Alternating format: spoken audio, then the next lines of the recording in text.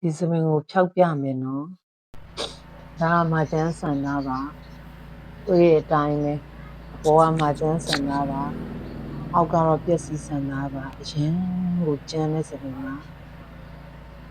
အရင်ဖြောက်ခတ်တဲ့စပင်တော့ထူတယ်နော်အဲ့ဒီကဈေးရောင်မှာထည့်ခြင်းလို့ထည့်ပေးလိုက်ပါတယ်ဈေးရောင်ကြိုက်တယ်ဆိုလို့ဖြောက်စင်းနဲ့ရောထည့်ပေးပါတယ်ဈေးထည့်ပြီးတော့တေချာလေးကိုနှပ်ပေးရပါတယ်နှပ်ဆန့်အောင်လည်းလိမ့်ရပါတယ်ဈေးထည့်နည်းကိုလည်းကြည့်ပါနော်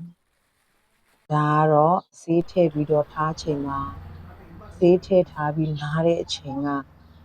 အရင်ကဆန္ဒမာကျန်းဆိုလို့ရှိရင်တနာရီဝန်းကျင်ဆိုပေမဲ့အခုဆန္ဒကတနာရီမိနစ်20လောက်မှတည်ဝန်းလိုပျော့ပြောင်းတယ်ပြီးရင်ခေါင်းလျှော်မယ်ဒါခေါင်းလျှော်ပြီးရက်လက်လေးပါပြီးရင်ဆက်ဆွဲပါမယ်နော်ဒါခေါင်းလျှော်ပြီးလေမှုတ်ပြီးဆက်ဆွဲထားတာပါဆက်ဆွဲပါတယ်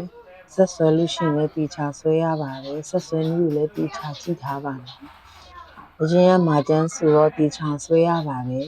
နှစ်ပြန်ဆွဲရပါတယ်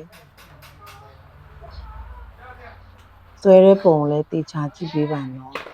ဒါဆွဲပြီးရက်လက်လေးပါဖိစင်းသွားတာပါပဲ9ရက်ပြီးမှခေါင်းလျှော်လို့ရတယ်နော်9ရက်ပြီးမှခေါင်းလျှော်မယ်အဆုံးထိကြည့်ပြီးတဲ့လူတိုင်းကိုလည်းနောက်ထပ်ကောင်းတဲ့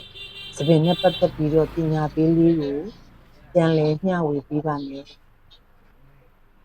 အားလုံးကိုကျေးဇူးတင်ပါတယ်ပညာမျှဝေခြင်းဖြင့်ကုသိုလ်ယူပါမယ်ရှင်